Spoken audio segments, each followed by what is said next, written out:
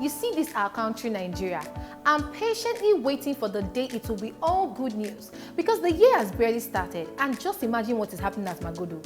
But before I delve into this gist, Happy New Year! You know that every time I appear on your screen, I'm ever ready, ever prepared to give you news that made the buzz recently.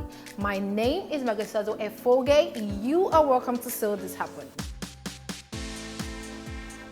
Residents of Magodo Phase 2 estate in Lagos State earlier this week called on the state governor, Babajide Sanwo-Olu, to help them against the planned demolition of properties in the estate. Now, aside the planned demolition, residents were also protesting the continuous presence of over 50 armed policemen who stormed the estate alongside some suspected land grabbers to claim possession of the properties, to the extent that the estate management ordered the closure of the estate gates.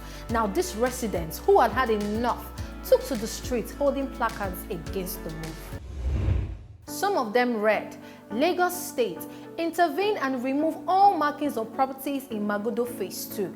Another said, the action of Adeyiga family could lead to loss of lives. Governor Sanwo-Olu, act now. Magodo Phase 2 has been under the siege of the IGP's anti-riot police squad for 3 weeks. Governor Sanwo-Olu, save us, said another. LASG, come out and let attainment dues and land use charge collected speak for us, one added. Fortunately for these residents, Sanwo-Olu heard them and was said to have intervened. In fact, he promised them that none of their houses will be again marked. But here's what shocked me the most. So Sanwo-Olu got to the scene alongside some members of his cabinet and asked the Chief Superintendent of Police, Abimbola Oyewole, to call his superiors in Abuja and tell them that the governor is here. As the Chief Security Officer, they don't have any business being in his state right now and that he would like them to disengage immediately. My people, what followed as a response from this man shocked me. In fact, I was like, Oyewole responded that he is there on the instruction of the Inspector General of Police through the AGF and he is too small to call them. That if His Excellency didn't mind, he can call them himself. This man openly, not even stylishly, defied Sanwo-Olu's orders. Hey, Sanwo-Olu now further asked him the number of police officers on ground, and again he said his men are here. In fact, they are all over the place and he cannot precisely tell him how many for security reasons.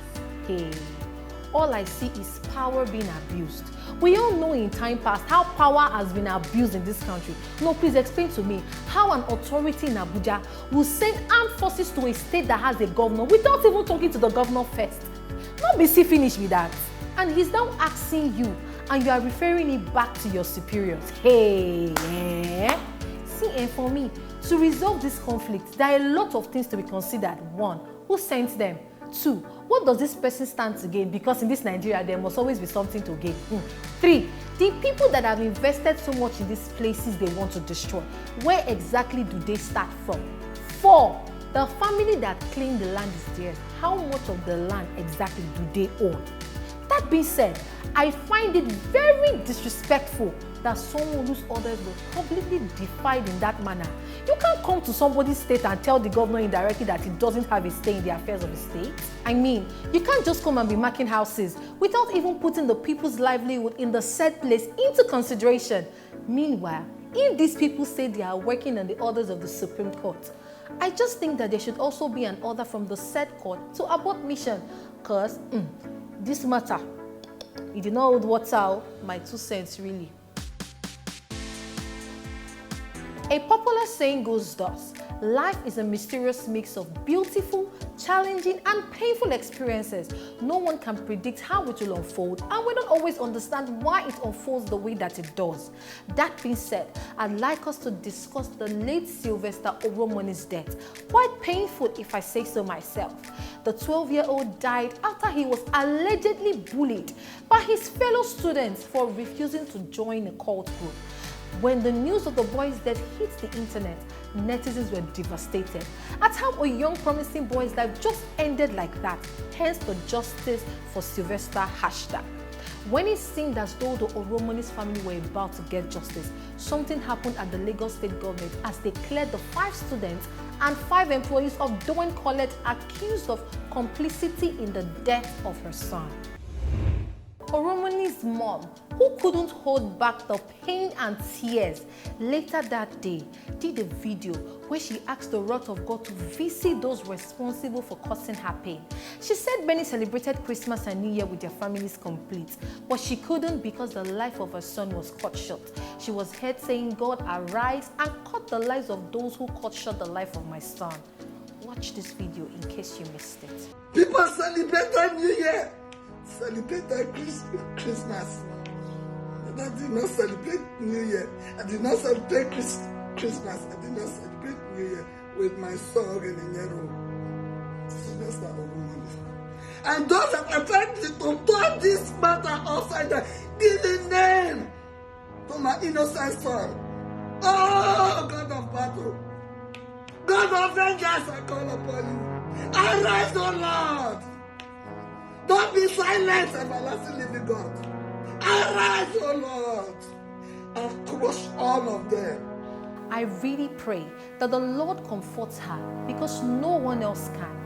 It's really a cruel world we live in. Guys, have you heard of RHU?